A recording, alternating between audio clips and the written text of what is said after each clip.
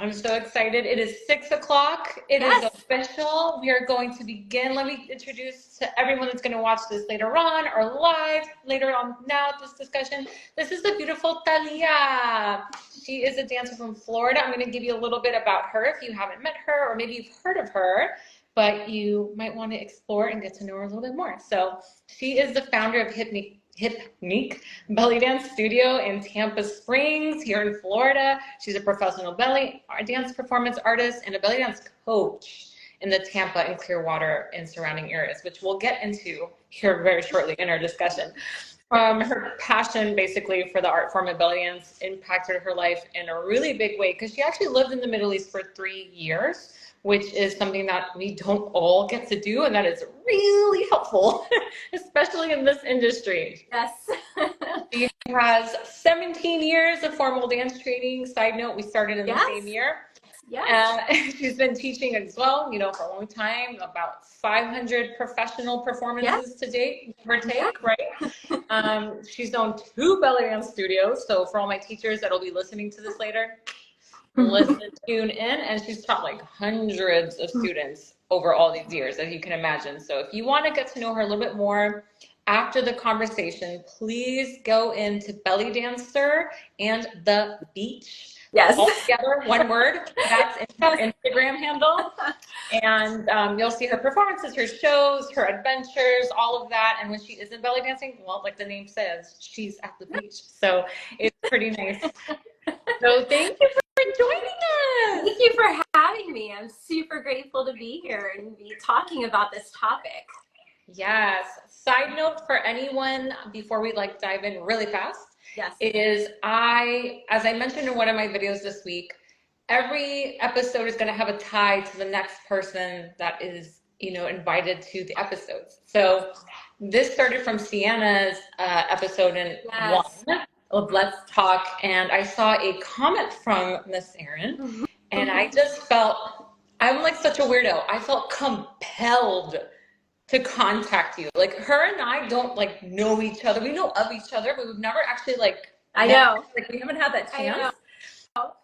So that led to a whole big and beautiful phone call. I'm so glad we did that. I'm so glad too.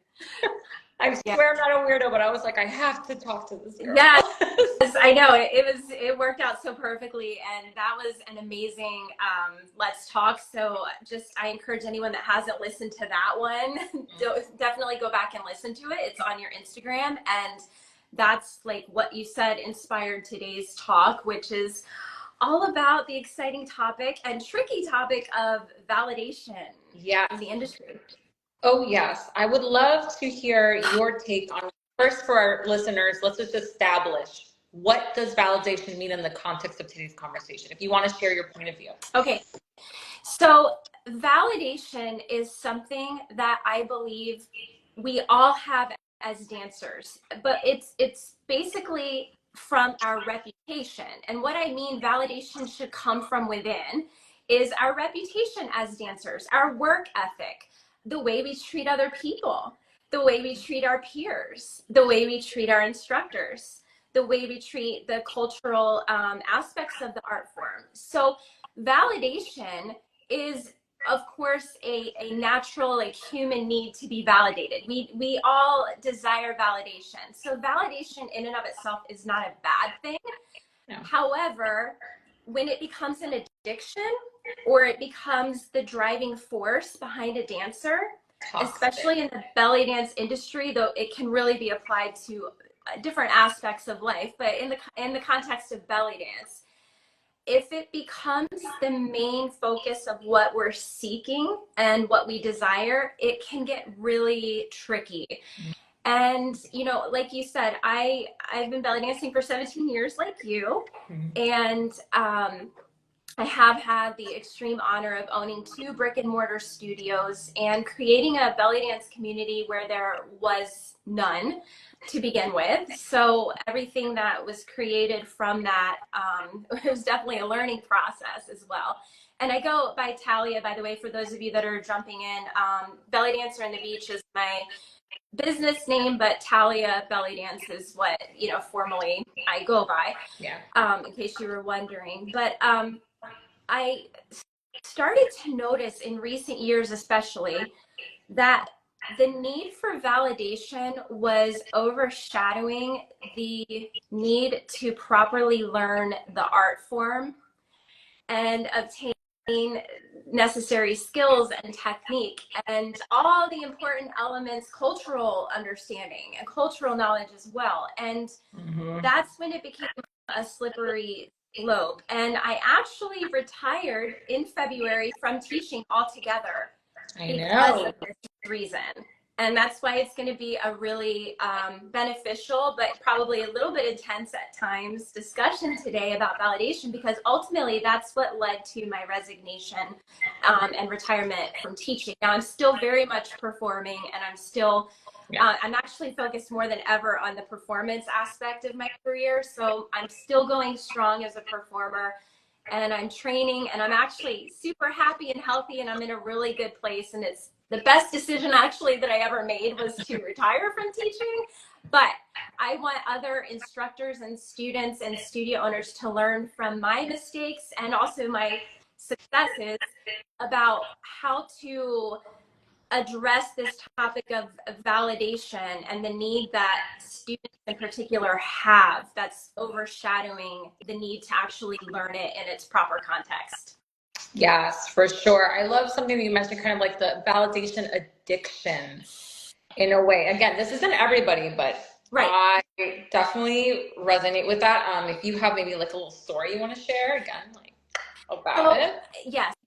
So you and I discussed prior in our chat over FaceTime how social media has really shifted the dynamic in belly dance, but also I think in general in life. I was actually Googling some statistics, and it really takes you down so many rabbit holes of how social media is changing everything, even from a psychological aspect. And so validation has actually become an addiction.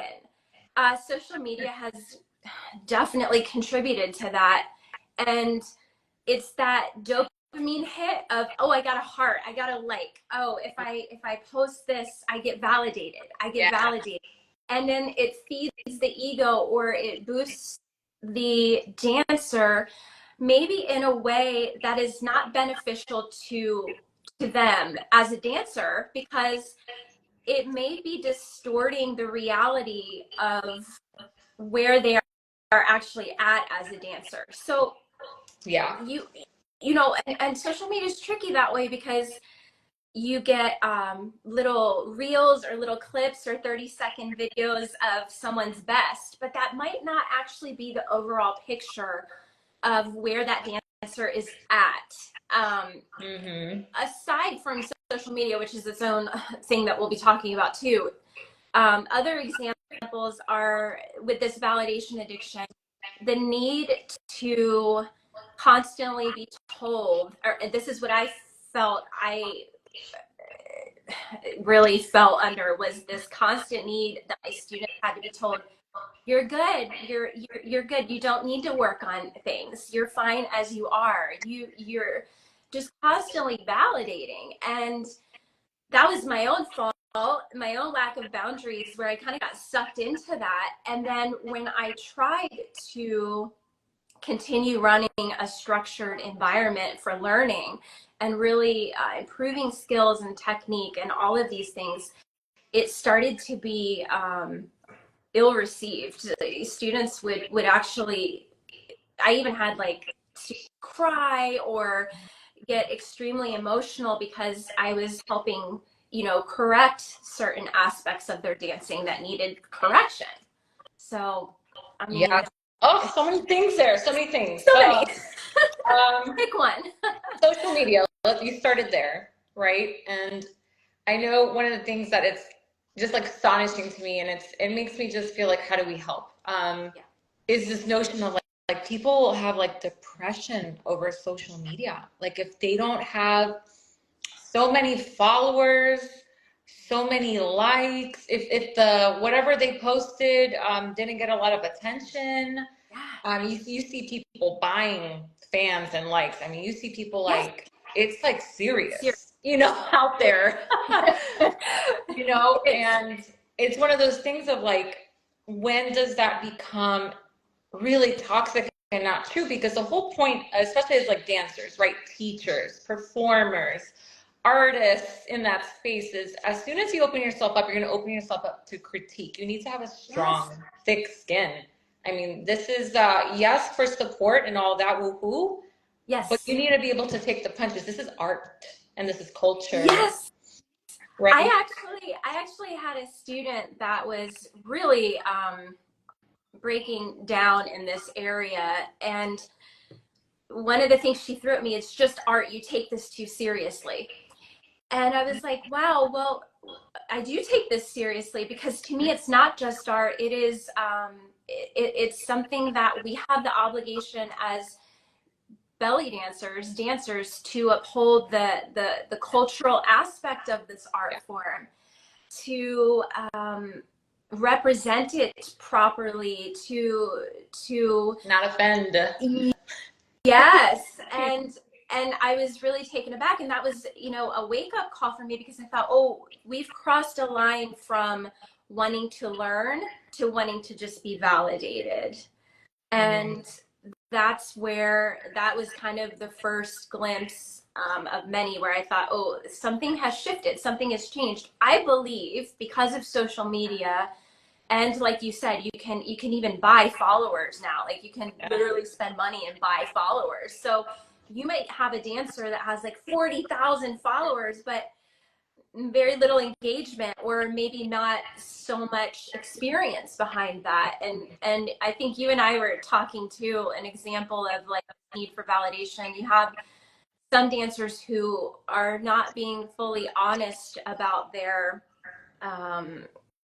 status as dancers. Even, the dancer that won first place in a, festival or Renaissance festival competition, but there was no one else actually competing in that category. Like, I've seen some, and these are hard things to talk about. These are not, But they're real. but they're so real. real. And yeah, and it's what led to me having to just throw in the towel and just go, I can't combat this mentality by myself. And I think there's other instructors and other studio owners and anyone that's involved in the art form in this capacity, they're dealing with this. And it's not something that's been navigated really before, because if you remember, when you and I first started dancing, social media was not the component that it is now. No. We're the last ones. Yeah. I mean, social media did not play the part that YouTube it played. What's that? YouTube was starting. Like, I remember only some YouTube videos of some big, at that time, stars, and that was limited. It was still limited. And yeah, so you have there's a lot to unpack there. There's a lot to unpack there with social media. And I don't want it to seem like I'm discouraging studio owners or I'm discouraging students or instructors.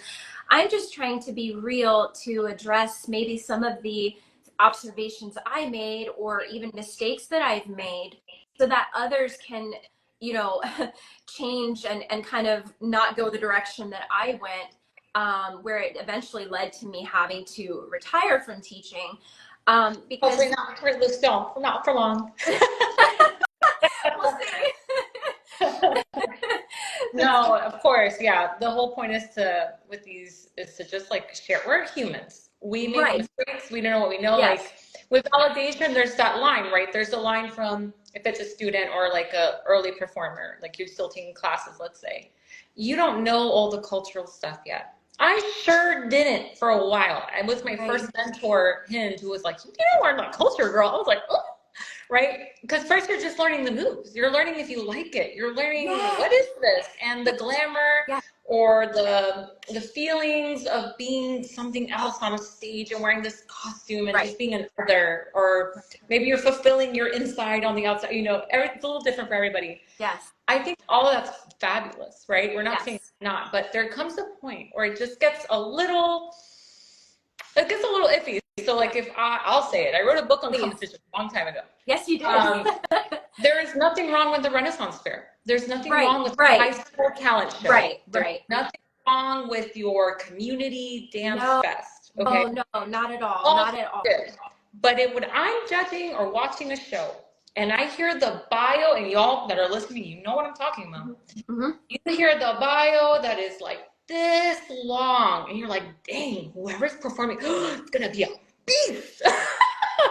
I mean, that's how I'm like, wow, I can't wait to see this person. Jesus. Yes. I mean, and then you see it and you're like, okay, there's a lot to appreciate. They're doing their bestest. Did it fulfill the expectations of this big ass bio? No. I then go back to, well, who were the judges? Right. What membership? Did you travel Right. there? How long have you consistently trained? I mean, without breaks, without stop. Like, what is the training here? Like, what is it? What quality and caliber training? Are we training from home? Do we have a mentor? Thank you.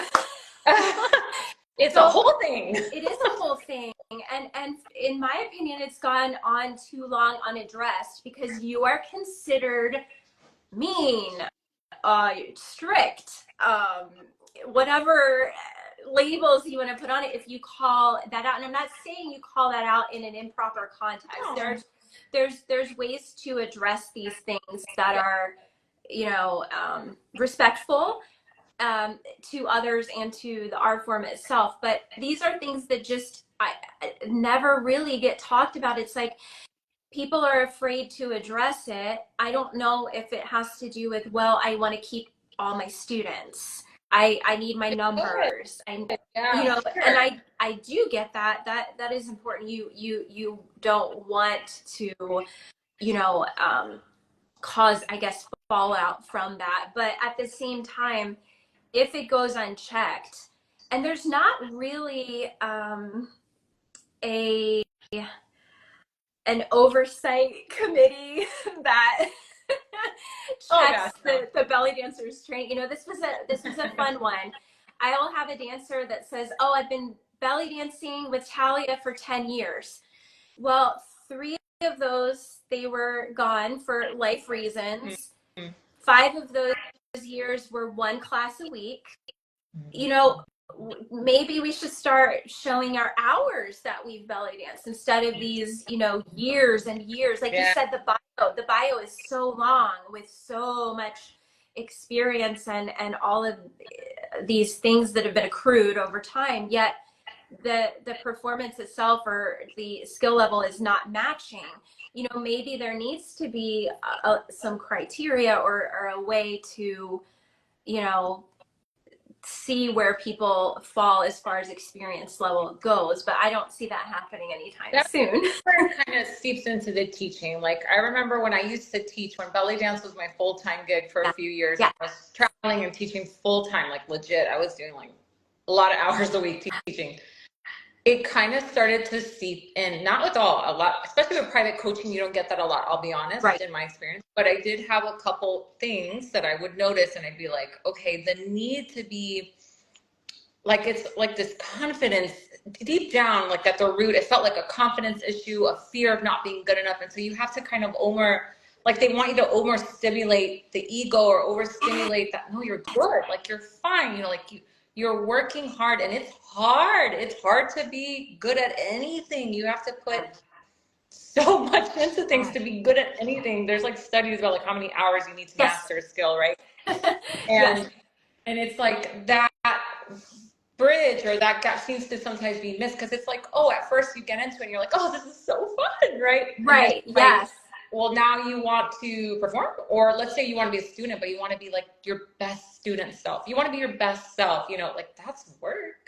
It is. It is. And so what is our job as an instructor when it comes to seeing students' need for validation? I believe in encouragement. I believe in teaching and offering the skills. But as far as anything outside of that, that's not my area. So if I'm doing things like validating egos or contributing in ways that are not beneficial to the student, then I'm out of balance, I'm out of boundary, or I'm not actually falling in line with what my job is. So when I go to get my car fixed and I talk to the mechanic, I want him to tell me what's wrong with the car, right? I'm paying him to tell me what is wrong with my car. I don't want him to say, oh, it's fine, it looks good, it looks great, the car's fine. Yeah. Oh, good one. Yeah. I don't want that. I don't want to be told and validated in something that is not true.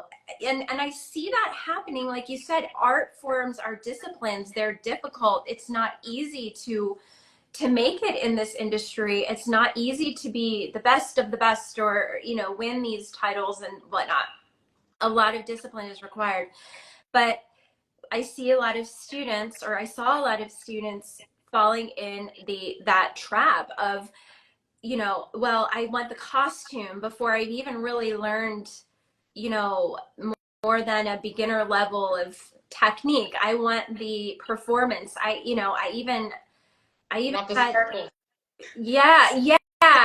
And that's such a small part of the job. It's such Yeah. a small part of the art form. There's so much constant education and training and cross training. You know, I cross train 8 hours a week. I'm aging. I'm not in my 20s anymore. I have to do more cross training. I have to stay physically fit. I have to live a healthy lifestyle. Yeah. You know, these things require a lot of time and a lot of work. And like you said, you know, even cultural knowledge, which is super, super important. But, you know, you're paying your instructor, and this is something for students to take, and we're all students at the end of the day, right? Yes. We are paying for honesty. We are paying for instruction. We're paying for a service. Okay? We are not paying to be validated. We are not paying money to be told dishonest things about our skill level, about our technique. We are paying our money to take a class, to learn a skill, to learn a technique, and to get honest feedback. Yeah. Otherwise, what's the motivation? What's the point? And that's tricky. That's tricky for a lot of students, I've noticed lately. I know. And it might seem to some people listening here that maybe have taught a long time, we're thinking like, well, no, that's logical. Of course they're going to want critique, right? Of course you want to get better, right? And it's not like there's a lot of awesome students out there, right? But Yeah. we're talking about like those, because of this topic, right? Like, Yes. the ones where it's like, no, I just want to go perform and look cute, or I just want to, you know, do X thing and look good. Yeah.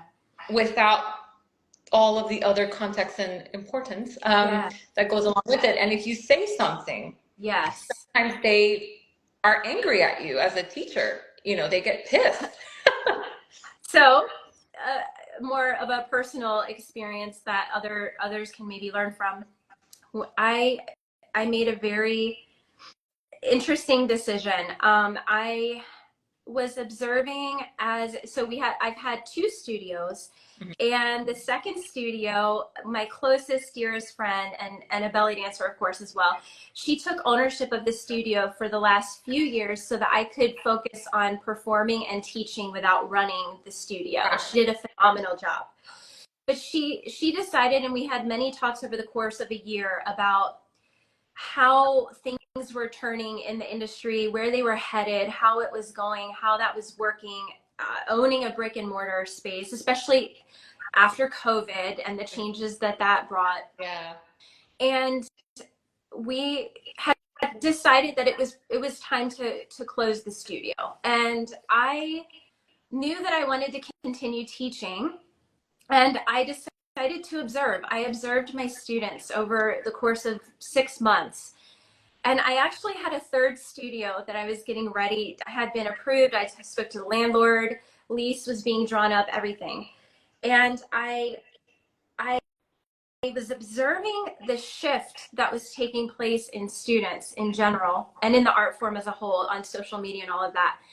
And I decided not to. I decided to not go for that third studio. My intentions were to teach another 10 to 15 years, but something said no, that it's not in the right place. There's things that are just out of balance. And this component of validation is that thing that was out of balance. And that was a hard thing for me to work through, because in my mind, I wasn't ready to stop teaching, and I was going to continue it, but maybe in a new format. But the students were at a point where I literally was getting reamed out by students. They were having tantrums. I was abused verbally. It was really, really hard. I even had, it got very scary from my point of view. And I'm wondering just how many others out there, instructors, studio owners, are dealing with this. And that's why it all goes back to how do we handle this at the end of the day? How do we preserve the art form and encourage our students, but not also go overboard to the point that it got to where it was with me? I mean, you're not alone. I think for me personally, I look back and we chatted about it beforehand of like, I made a lot of mistakes in that when in my teaching days, like full time, I didn't know, like my boundaries were being crossed by my students, especially those that I might have become like a real friend with. Things that are like, as a teacher, are not okay. Like, so, it's a teacher and you have a relationship and you pour your heart because you want to see your students do their best. Of and course. Your students come to you because they trust you, that they know that you have something that you can share and give, that they find that aligns with them. Yes. And that in that space is wonderful.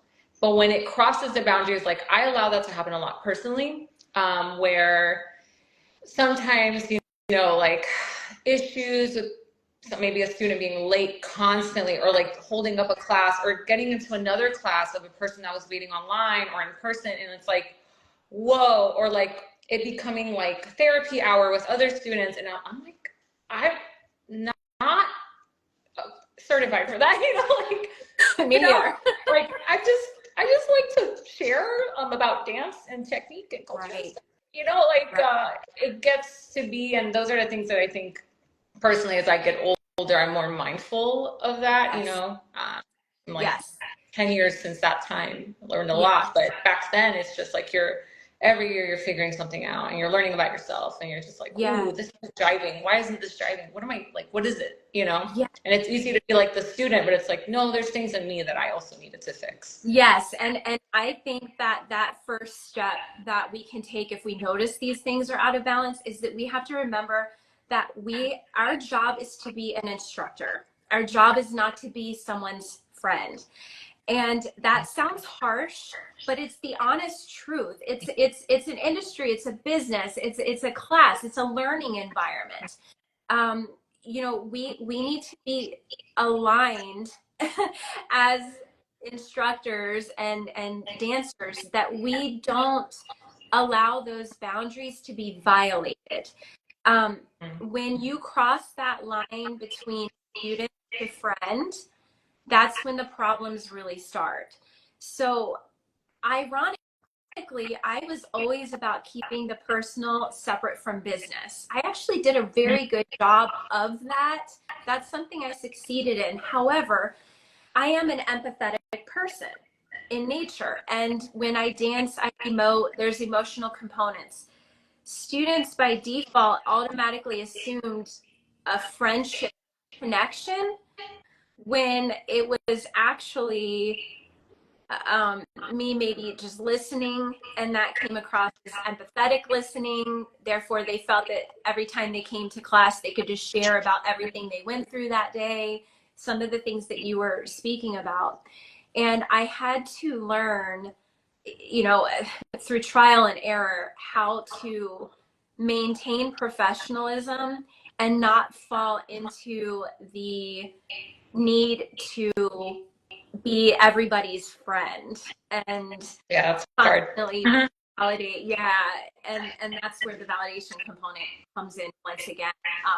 I was always surprised when students were asking for feedback and I would give the feedback and then they would have like these existential crises. Just like, what's going on here? Yeah. You know, Oh my God. you know, is that, well, interestingly enough, it's not just in belly dance. I was listening, I've been cross training, and the place that I've been doing a lot of my training at, I was listening to some of the instructors talk there, and they were saying the same thing, that students will actually complain to the owner if the instructor is correcting their posture, if the instructor is telling them that their form is not correct. And they're actually lodging complaints that the instructor is mean or strict because the instructor is correcting them. And so I know it's not just belly dance. I know it's not just me, but it's definitely a concern. And I want belly dance to stand the test of time. I don't want it to trend out. I know it trends up and down depending. You know, some years it's more popular, some years it's not as popular. It goes through its different seasons.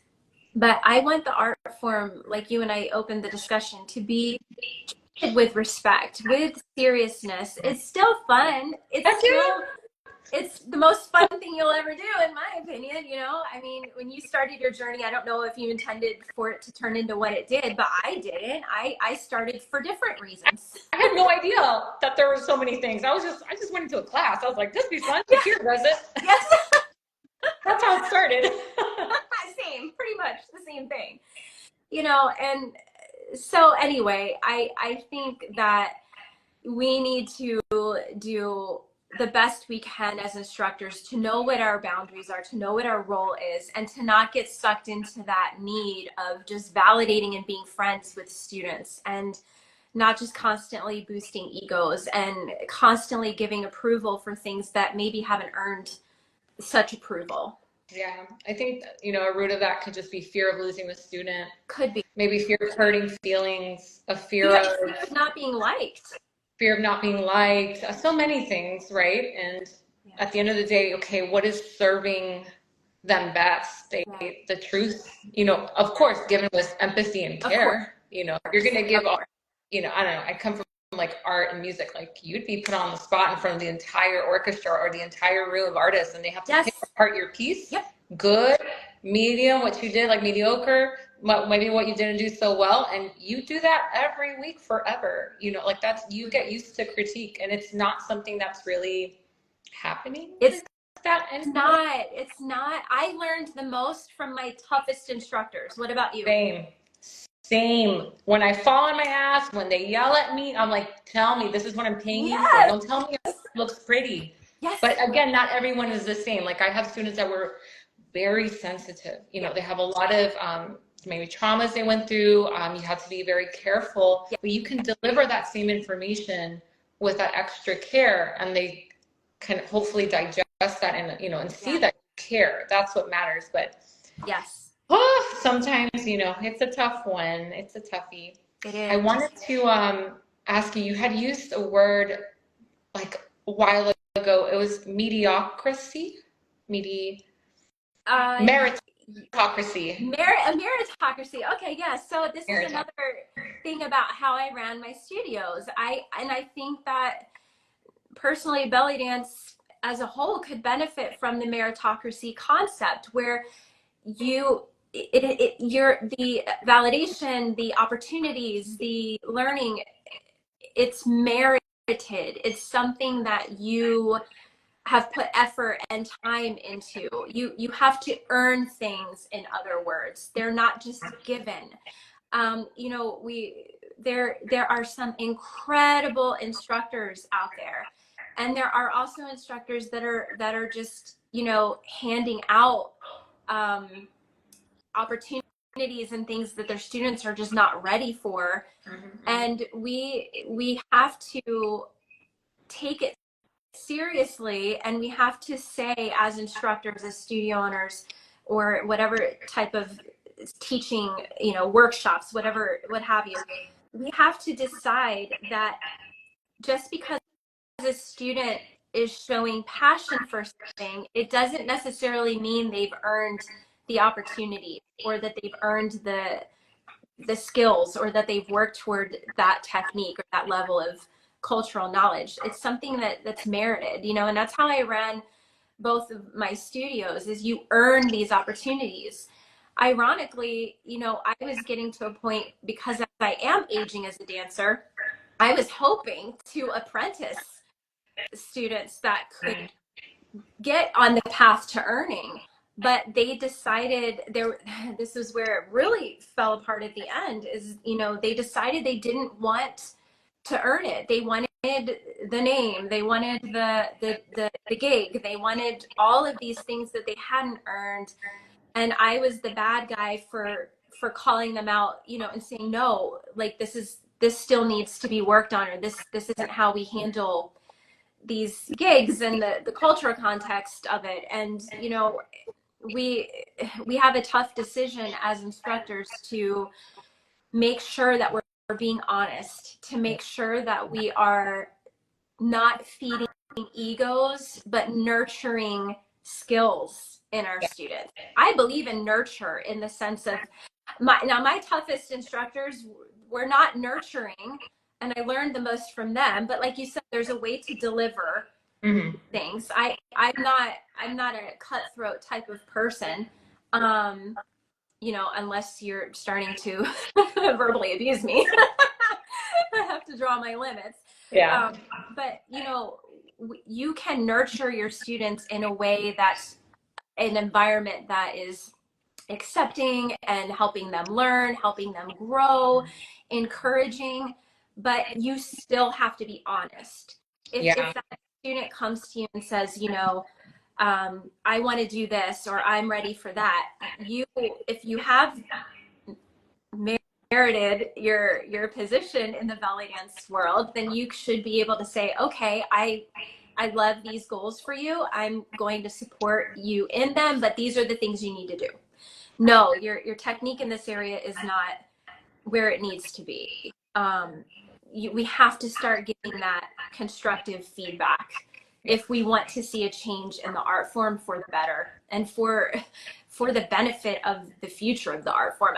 I mean, I see a lot of questionable videos on social media of belly dancers that, you know, dare I say it, they're not representing the art form very well, but they're getting like hundreds of thousands of likes. So that's being, you know, fed back into them that, yes, what I'm doing is great, what I'm doing is good, what I'm doing is liked, but is what you're doing actually proper? Is it aligning with the art form? Is it true to you even? Yes. I'll just put in with one thing. I mean, this is my personal opinion, but and you can totally disagree. Anyone can disagree, but I will see this pressure to put on sexy videos. I'm going to call it that. Yes. I don't mind being sexy, trust me. But videos where it might be really vulgar, in my opinion, a bit vulgar. And that's why they're getting hundreds of thousands of views. Like, if those are the fans you want to attract, you hit your goal. Like, then you're happy. Cool. Good for you. Yeah. If it's not the fans you're trying to attract, but you're getting a false validation. It's like, are these the targeted audiences? Like, I do SEO. Is that the targeted audience that you want? Yes. That will actually like really be a true fan of you and your work and your artistry? Or is it just that you want your target audience to be entertainment? And if it's just entertainment, you hit your goal. If it's not for just entertainment and to give them something pretty to look at, that's not hitting your goal. So if you want to be validated as a performance artist that's not in that sector, you're gonna need to, don't feel that pressure to like hit in that. I can't even tell. I have like barely any like followers or fans or whatever the platforms call it, you know, compared to a lot of the people that I look up to and admire. I don't give a fuck. Like, me neither. I don't care. Like, I just don't. Because even if it's 2 or 5, those 2 or 5 strong, like, they they align with what I give, what you give, what they Yes. give. Like, that's what matters. I'm not going to be putting on a show of something that's not true or like feels right. Like, I don't Authenticity. care. Yeah. Authenticity. Authenticity, being real. I want real, genuine engagement. I don't want fake engagement. I don't want to sell my soul for engagement. Yeah. I don't want to buy engagement. I don't want that. We have to create, you know, our identity in the dance form, and we have to do that upholding the values of the art form. Like you said, if your target is to just go viral and to do something, you know, for the shock value, Go get it.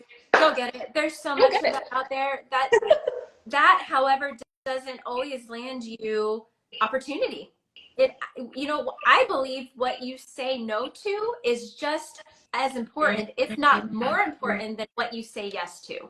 Oh, yeah. There's a lot of desperation out there. There are a lot of dancers throwing themselves desperately in conjured up gigs and things that are just orchestrated. They're not genuine, or they're not even, you know, charging properly, or they're not even experienced enough to handle it. And, you know, this false sense of validation that they're getting from social media is giving them the audacity to do this. And it's sad. I don't look at that.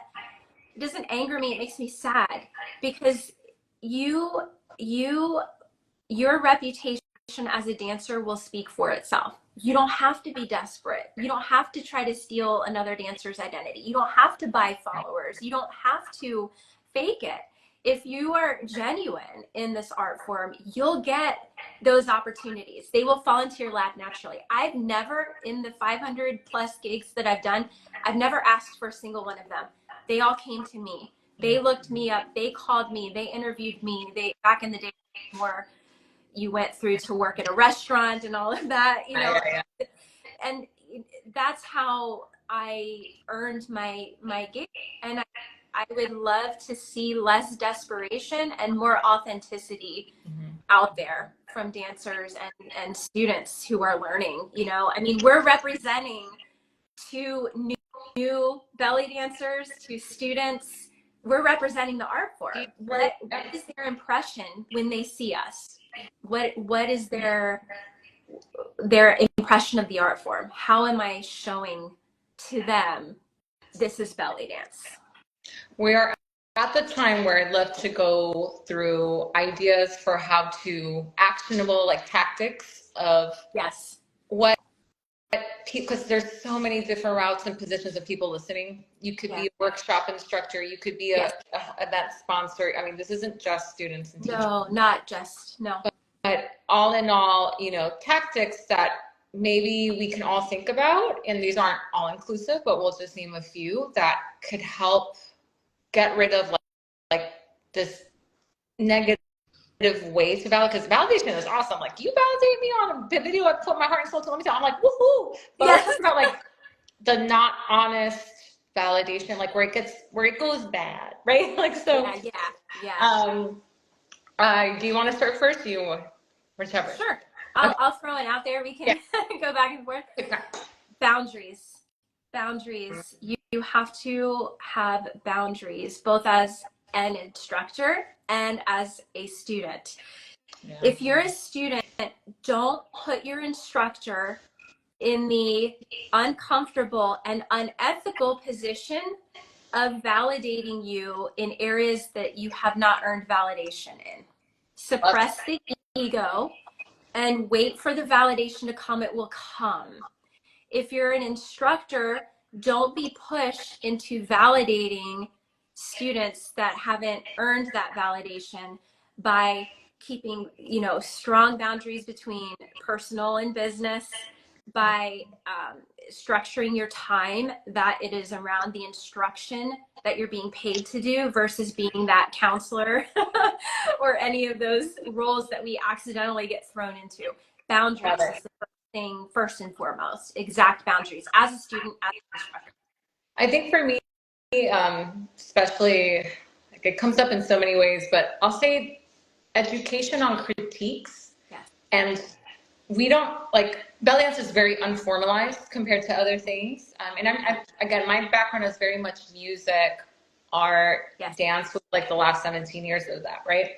Yes. But like you would get taught, well, what are the metrics that we're going to look at when we do a critique of this person's work? And it applies so well, you know, but we don't have that. Like I was a judge in how many competitions? They never explain. This is like, let's say if it's just appearance, that's always a category, appearance in a dance competition.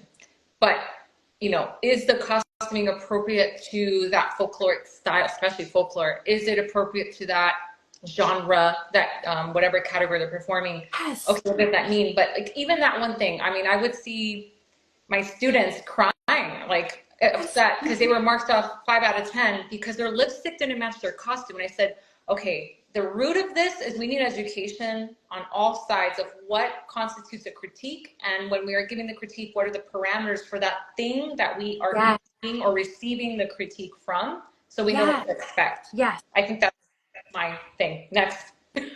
Yeah, that requires work. So that requires the competition, the instructor, the studio owner, what have you, to put work into defining those things. Yeah. So another thing that I would advise students in this area, make sure the instructor you're learning from is the instructor that you want to emulate in your dancing for the years that you are under their instruction. There are a lot of, I mean, I took it very seriously to be an instructor. I was insured. That's one thing you want to make sure. I was not injured. I see injured students teaching classes. I took classes that were accredited through university about how to teach dance and how to do it safely and how to, you know, assist different students in different types of situations, pregnancy, even. All of these things are important. You know, seek instructors that are good at what they do and have the years of experience and the seriousness that they've invested into it to give back to you. Because a lot of instructors that are not qualified, they are going to validate the hell out of you because they want your money and they want your spot in the class and they want to post the picture that I have 50 students. But are you really getting the quality that you're paying for, or are you just paying for someone to validate you that doesn't necessarily have the skills?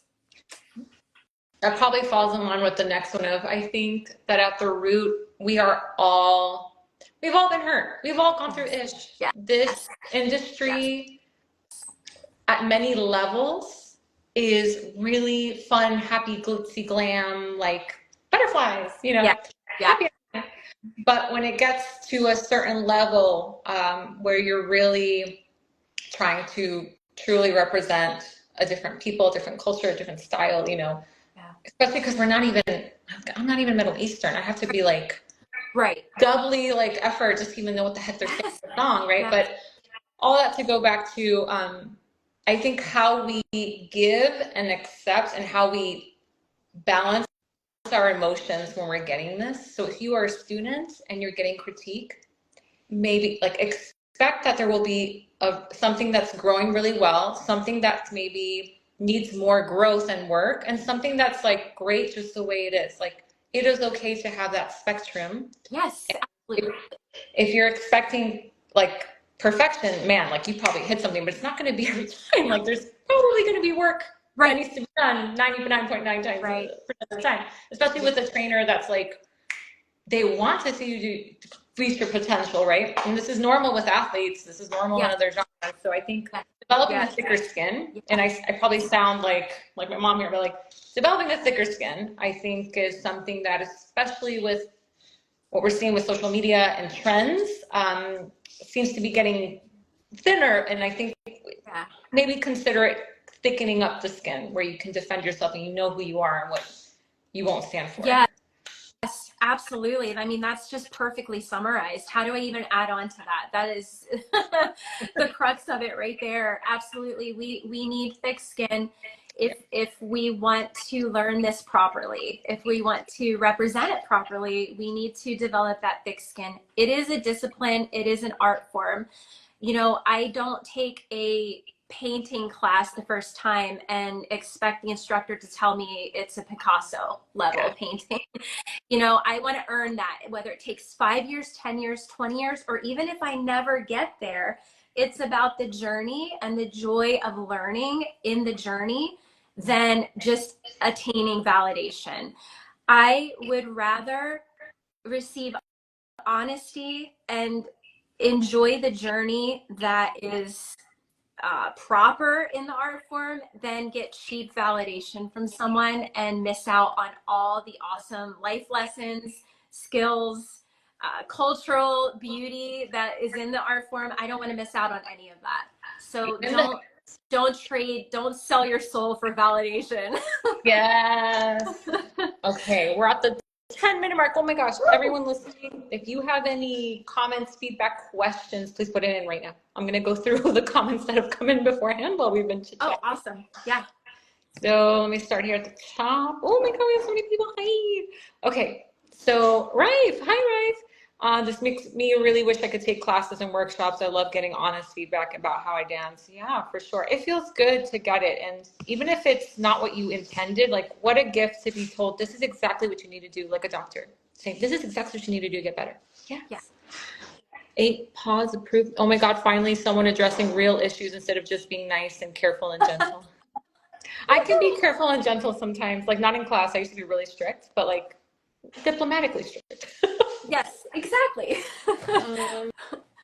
I really resonate with the belly dance representation. For me, through likes and followers don't matter, supporting, getting feedback. But like, let's be real, like I hear from my peers, like the pressure, I don't know about you, girl, but like, they're like, oh, I need to post this week, this video, or I need to post this reel because this reel went viral and this one didn't. And even though this one I thought was so dumb, I'm like, if you think it's dumb, then don't do it. Like you don't have to do it. You are like spectacular the way you are. Like your fans will watch it. Even like the true fans will watch anything you put out. They're gonna love and support it. Yes, 100%. You both are amazing as dancers and inspiring people. Oh, thank you. Hi, Tabitha. Hi, Nashma. Great combo. Oh, Nashma. Ladies, spill the tea because I know y'all have spilled the tea. I know these girls. So. Please do. Oh my goodness. What else on validation? Let me think. What was your worst mistake in terms of validation while we're waiting for more little questions? My worst mistake was your best mistake. Yeah. Caring what students who were being disrespectful to the art form, caring about what they thought of me. I have been so set free, Jennifer, since I stopped teaching, and I'm not encouraging anyone to stop teaching. I'm just saying when things are out of balance, it's okay to step away for a little while. It's okay to reassess. I have had more opportunity. I'm living a healthier life. I no longer have the pressure that I allowed, that's my fault, or that the students unfairly put on me to say or do things that are not beneficial. And the best thing that ever happened, I have hundreds of students. I'm in good standing with all of them except for a handful. But that handful taught me so much about who I am and how I need to realize that being a good instructor means you're not going to be liked by everyone. So I love the 5 haters that I have because they taught me to be authentic. Oh, I love that. Do it passionately, fearlessly, and watch the blessings roll in. You know, it speaks for itself. Authenticity any day, and gratitude always. Yeah, I love that. Oh, that resonates so much. Yeah, we're both at that same point in our journey of years. So we'll reflect back. Because I took some time off as well last year. I had retired officially. I announced my retirement and wrote an article and everything. I know, I freaked out. I messaged you. I'm like, what?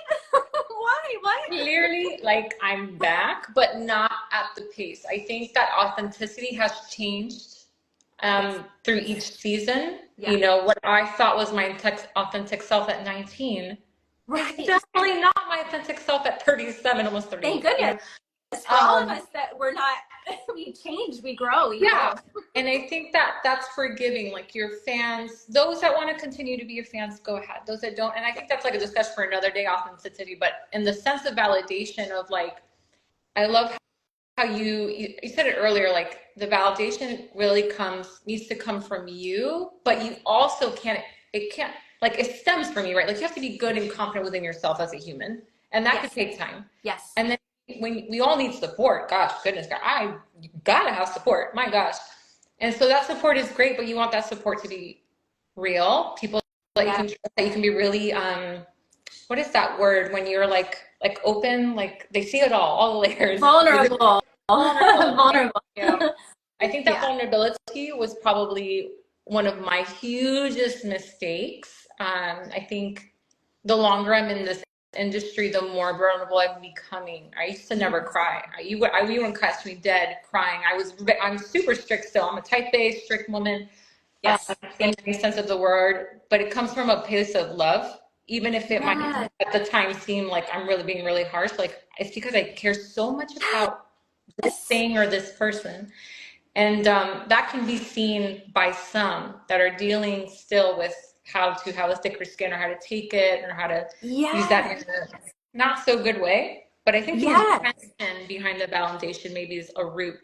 What's the intention when you're trying to get validation? What's the intention when you're giving validation? That's really what we're like all summing it up. That's key. That's key. And yeah, your intentions for giving it and receiving it are everything. It's this quote that I posted yesterday as like a teaser for tonight. And it says, "Hey dancer, you know that one teacher who's always so demanding? Chances are they're rooting for you, pushing you to be your best ever. You need that challenge. Be grateful for this teacher." If anything, students, whether you've had bad experiences with instructors and likewise instructors that have had bad experiences with students, be grateful for all of it. Have gratitude, learn from it, grow through it. You'll find the right instructor, you'll find the right students, and just be real, be honest, have good intentions with the validation component, and be grateful. I love it. That's the perfect way to wrap it up. If you guys, thank you so much.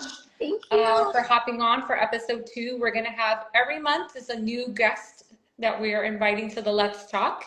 And I will be unveiling I already have my next speaker prepared. It will be next month, middle of the month as well. So stay tuned, y'all. But thank you so much, Taliah. I really appreciate it. Thank you so much for this whole discussion, and thank you for the opportunity. And you're phenomenal. I love what you're doing. Keep it up. No, my pleasure. These are things that are really hard to talk about, and this is an online platform, right? So we have to be always a little careful. But all in all, like these are the things that hopefully we'll continue the conversation. For those of you that joined or will listen after, please share your experiences about validation or experiencing it, giving it. We'd love to hear it and keep the conversation going. Yes. Thanks so much. Bye. Thank you. Bye.